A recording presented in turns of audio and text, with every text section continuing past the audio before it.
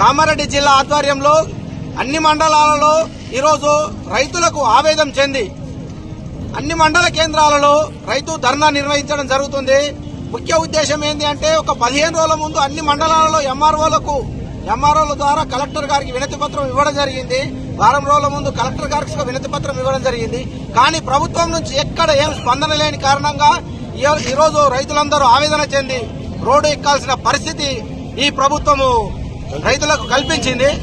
కనుక వెంటనే ప్రభుత్వం స్పందించి కొనుగోలు కేంద్రాలు ప్రారంభించకపోతే రానున్న రోజుల్లో తగు మూల్యము చెల్లించుకోవాల్సిన పరిస్థితి ఏర్పడుతుందని భారతీయ కిసాన్ సంఘ్ కామారెడ్డి జిల్లా తరఫున ప్రభుత్వాన్ని డిమాండ్ చేస్తున్నాం. కావున ఈ కామారెడ్డి జిల్లా రాష్ట్రంలో ఏం పాపం చేసింది?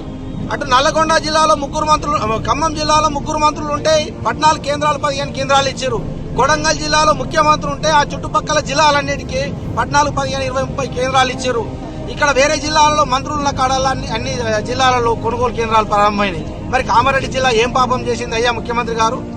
కనుక వెంటనే దీని నుంచి స్పందించైనా సరే కొనుగోలు కేంద్రాలు ప్రారంభించకపోతే రానున్న రోజుల్లో తీవ్ర పరిణామాలు ఎదుర్కోవాల్సిన పరిస్థితి ఏర్పడుతుంది అని భారతీయ కిసాన్ సంఘ్ తరఫున కామారెడ్డి జిల్లా తరఫున డిమాండ్ చేస్తున్నాం.